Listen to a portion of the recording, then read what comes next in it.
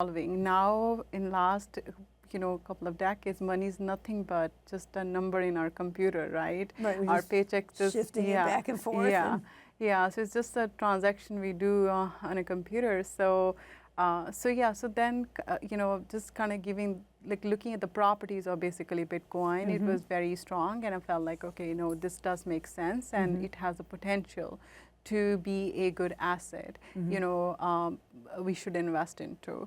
So that's what kind of got me into this. And I think, to your, the second part of your question, like really basically convincing people, making people like, okay, do they believe in it and why it is needed, right? Like what is the need of it, right? Right. So, it's just now the world we live in, AI, this is a buzzword, everyone using it, but at the same time we know that just, the way we are using technology now, right? And AI in next 5, 10, 15 years, right, we're going to be living in a very different world where we will see more and more use of technology.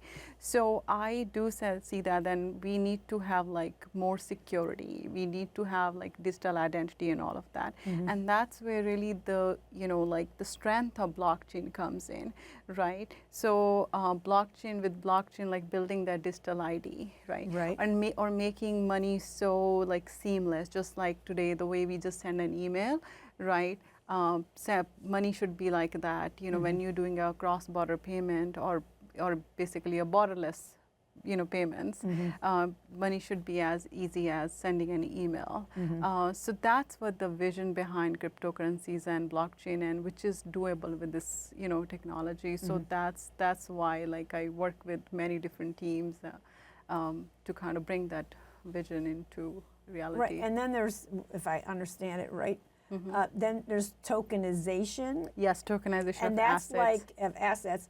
It's like taking those blockchains and you make a like That you have a is- token for and what I loved that you said in that forum that you were in, like people were talking about tokenization, and you said, well, some things are not of value, so why Yeah. people you don't want to invest in like a random tokenization or something. But like you said, real estate or maybe like healthcare. I don't know. Like it's just like I suppose like other stocks that people invest in. But so how does like the tokenization is giving it a place card like or like whatever the like if it's real estate. How does that tokenization of that work for like somebody who's like, okay, I'm gonna have some Bitcoin and or blockchain in that?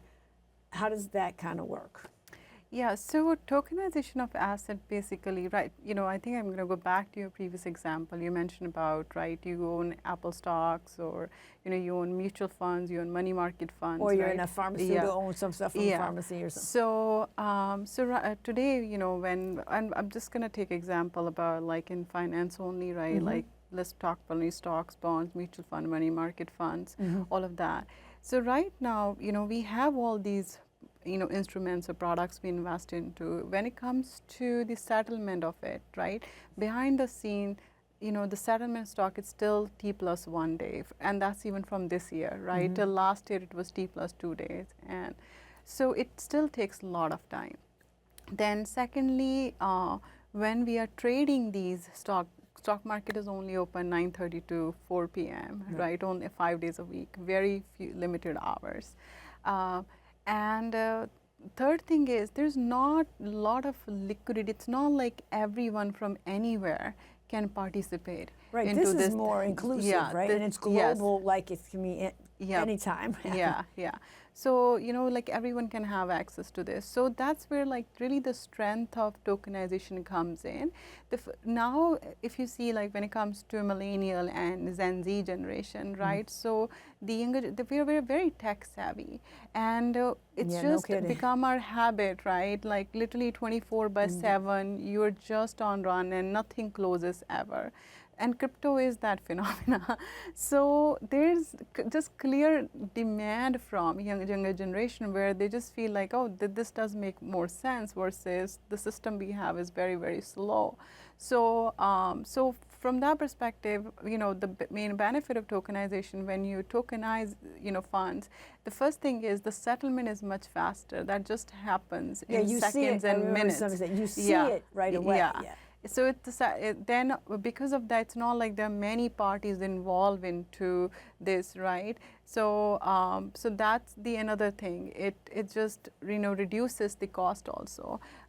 Are they more volatile than like other stocks, or less volatile, or is it the same kind of a deal? You know what I mean? It depends. The thing is, when let's say you kind of tokenize some mutual fund, but you tokenize just like it's a stable coin, right? You put like ARC20 token, and it's basically a stable coin, and you give the value to that fund, certain value, right? And then you just trade that. Then it's not like stable coin. Then it's not like there's any volatility. Basically, tokenized tokens you have minted, that's representation of your fund, and now it just makes it much easier for you to kind of for the settlement of it is faster, the cost is less, and then it's more like when it's on the chain, then there's more liquidity and more people can have access to this. So yeah, and they you can don't have invest to be into like a person with tons of. You can start working towards your future in a kind of community, a way that it's a fair playing ground. So